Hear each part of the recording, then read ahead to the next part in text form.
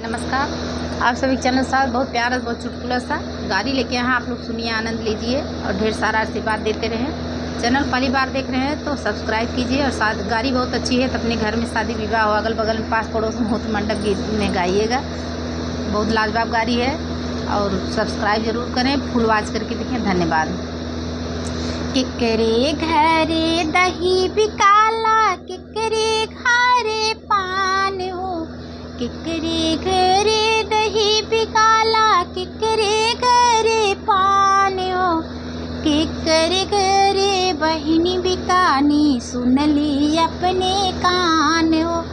केकरे घरे बहिन बिकाई, सुनली अपने कान हो।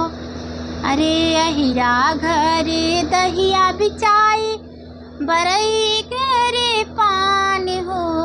अहिरा घरे दही बिचाला, बरई घरे पान हो। समधी के घरे बहिन बिचानी, सुनली अपने कान हो।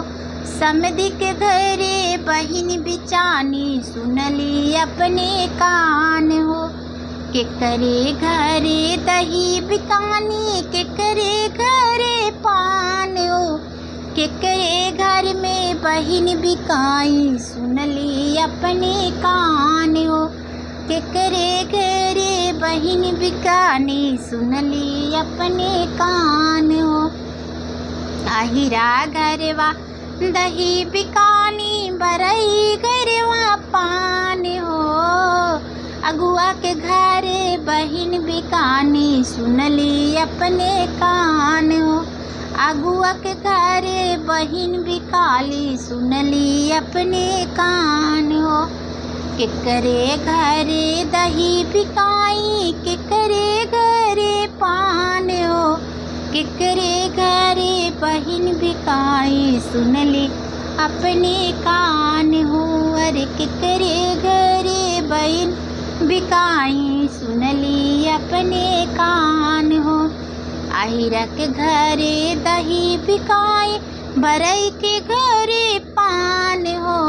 अहिरा के घरे दही बिकाई, बरई घरे पान हो। अरे पंडित के घरे बहिन बिकाई, सुनली अपने कान हो। पंडित के घरे बहिन बिकाई, सुनली अपने कान हो।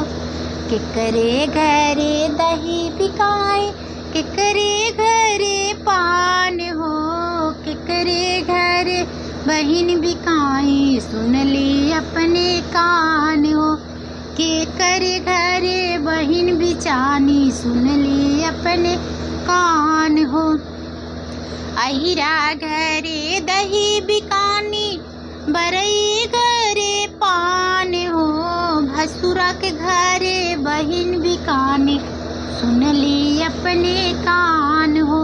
अरे दुल्हा सारे घर बहिन बिकानी, सुनली अपने कान हो।